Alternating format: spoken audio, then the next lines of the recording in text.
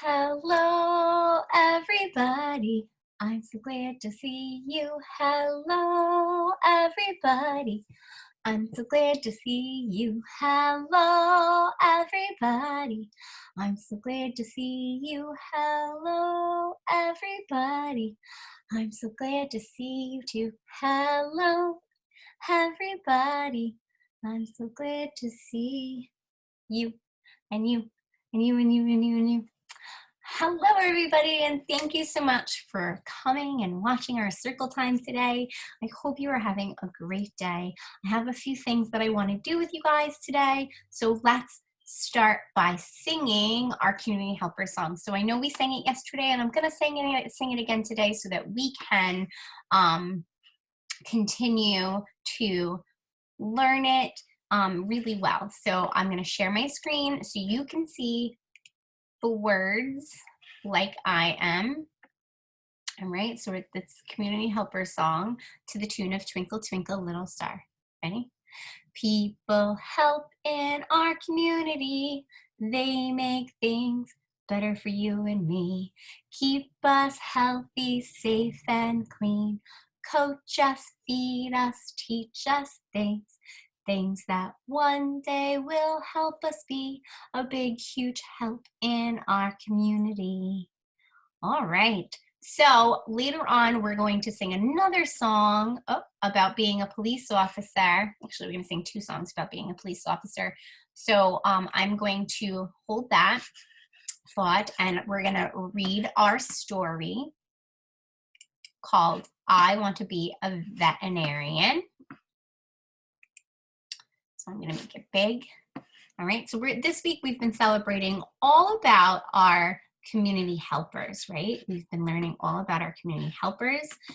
So one type of community helper is a veterinarian, and what a veterinarian is a doctor for animals, right?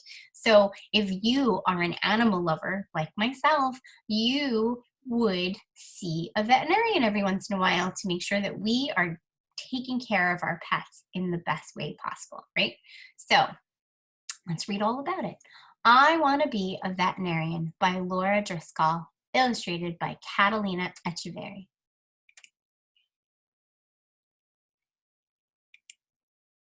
Dad and I are waiting to see the veterinarian or animal doctor. We brought our dog Gus.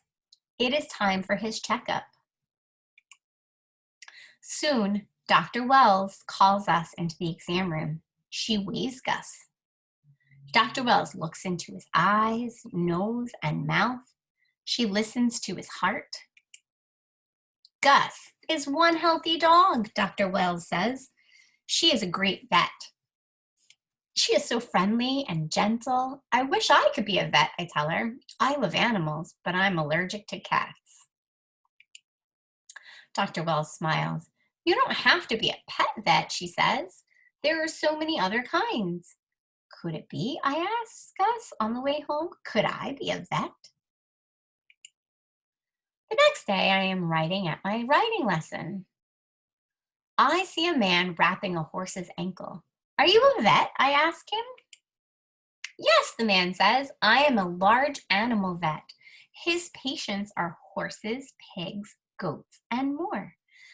I think I am not allergic to any of those. On a class trip, I see another type of vet. We are at the aquarium. There is a diver in one of the tanks. She is an aquatic vet, my teacher tells us. She is feeding the fish. Later, the vet is at the touch tank. She answers all of our questions about ocean life. Over the summer, my family visits a national park. In the park is a wildlife rescue center. It's like a hospital for wild animals who are hurt or sick. The vets here are called wildlife veterinarians. They treat and care for the birds until they are well again. Then they release the birds back into the wild. This is the best part of my job, the vet says. In the fall, my scout troop visits a dairy farm. It is a large farm with many cows. We meet a dairy cow vet. I test them for disease, she says, and make sure that they get good food. Healthy cows make lots of good milk. We get to taste some milk. These cows must be very healthy. I learned so much about vets. I learned there are vets who work outside. Other vets work inside in a lab. They study animal health. Some vets work in schools. They teach others who will become vets. Some vets work in big, busy animal hospitals. And some vets have their own small offices, like Dr. Wells. I see her again at Gus's next checkup, and I tell her all that I have learned. So what kind of vet do you want to be? Dr. Wells asked me. I think it over. Then, achoo! The cat next to me makes me sneeze. I don't know, I say. I'm glad I have a lot of choices. So let's talk about these veterinarians and the many different types of veterinarians there are. There's the small animal veterinarian who takes care of pets like dogs or cats. There's the large animal veterinarian who takes care of large animals such as horses, cows, goats, and pigs. There's the aquatic veterinarian who takes care of fish and other animals that live in the water. There's the wildlife veterinarian who takes care of wild animals who are hurt or sick. There's the laboratory veterinarian who studies animal health. And there's the professor of veterinary medicine. This is a veterinarian who teaches other people how to be veterinarians. So there are so many different types of veterinarians, right? So I'm going to stop. Actually, I'm going to keep the screen up, and we're going to go back into singing another song. And we're going to close this, and I'm going to bring out my song cards one more time, and we're going to sing about being a police officer, right? I'm a police officer with my star. I help people near and far. If you have a problem, call on me. I will be there. 1, 2, 3. Let's do it one more time. Ready? I'm a police officer with my star. I help people near and far. If you have a problem, call on me. I will be there. 1, 2, 3. All right, so I'm going to stop sharing my screen, and we're going to talk about being a chef. So something that's really important about being a chef is that you can help cook and make things for other people to enjoy, right? For yourself to enjoy, but other people to enjoy too. And a lot of times, some of it could be healthy food. You can bake something, you can cook something, you can make a quick snack, right? So I have a little practical life exercise that we do in our classroom that I would like to share with you all, and hopefully you guys can join along, right? So what we have is my table. And we have a little prep station, okay? So we're going to, hold on, we're going to slice some bananas, of which I do not have a banana. So give me a second to find a banana. Sorry about that. Please. I forgot the banana.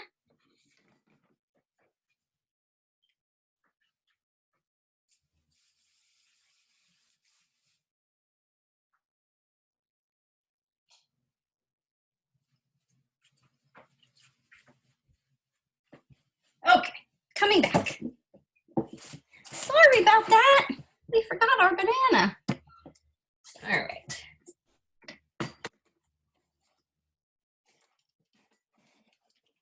Take 2 of the banana slicing.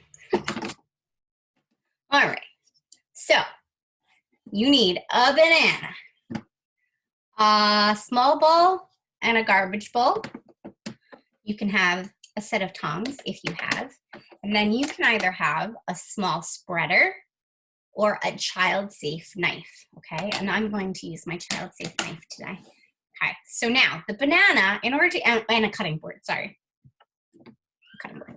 So what's really important about slicing bananas with toddlers or young children is to prep it first before you hand it to your child, right? So you're gonna wanna slice off the tip of the banana and kind of start peeling back a little bit of the peel for them so that they could be successful at peeling it on their own. Okay, so I kind of flare out the tip a little bit, and then I would put the banana down on this way. I'm going to put the banana down so that their dominant hand is where you would be peeling, right? Okay, so I'm going to hold the banana with one hand and take the dominant hand, and I'm going to pull back. And for some children, you might have to hand over hand with them at first to get them started, to get them to understand exactly what you're asking them to do, right? So you're going to continue peeling off the peel, just like this. Right, we're going to continue peeling off the peel.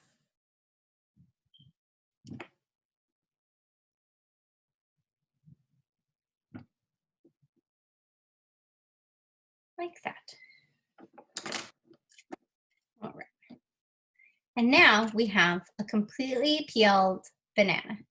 So I'm going to flip this over. So with their non-dominant hand, okay, so for me, that's my left hand, and I'm going to take my left hand and I'm going to hold the banana down with my left hand. And with my right hand, I'm going to take the knife or spreader, and I'm going to start pushing down on the banana to make a slice. Okay, and you're going to continue to slice the banana.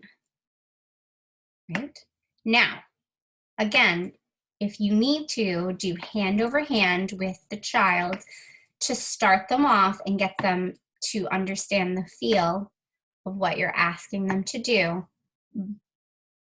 By all means, do it. And then when you see that they kind of get the hang of it, let go and see how well they do at slicing a banana. What's really important about this is that if they're not doing it right, just let them be. Unless they start getting frustrated, allow them to make mistakes. Allow them to not to mush up the banana. It is all part of the learning process, right? So you want them to be able to make their mistakes. And the next time, they're going to do it a little bit better. And then the next time, they'll do it a little bit better until they've mastered it, okay? So this is super important to remember that this is a learning process, right? They're not going to learn how to do it the first time and it be perfect. So be okay with that, right? Okay, so with some tongs or your fingers, so if you were using your fingers, you would use the pincer grip, right? You would grab the bananas with your fingers, but I'm going to use my tongs today, and I'm going to pinch the tongs and pick up one slice of banana at a time to practice my tongs and help develop those motor skills in my hands. Okay. And some things that we can do with these bananas after we're done, we can make frozen bananas. You can put them inside of a Ziploc bag and put them in the freezer, and then they taste like ice cream after when they come out. You could mix them with some cinnamon and a little tiny bit of some sugar and put it over some Greek yogurt. You can mash this up and add it to 2 eggs and then have mommy or daddy make them into pancakes, delicious, healthy pancakes. that don't require any flour. So they're really good for gluten-free options, right? So there are so many different things, or you could just eat them as a snack, guys. Yum. That's delicious as it is. All right. So that is our presentation on banana slicing. I hope you all enjoy this. I hope you get some useful information out of it, and I hope you try it at home with your family. All right, let's sing one more song about police officers. Stuff away. We're going to sing one more song about police officers, and then we will say goodbye today. So let me get my police officer song up on the screen for me to see. If I could find it, yes. No. Hold on.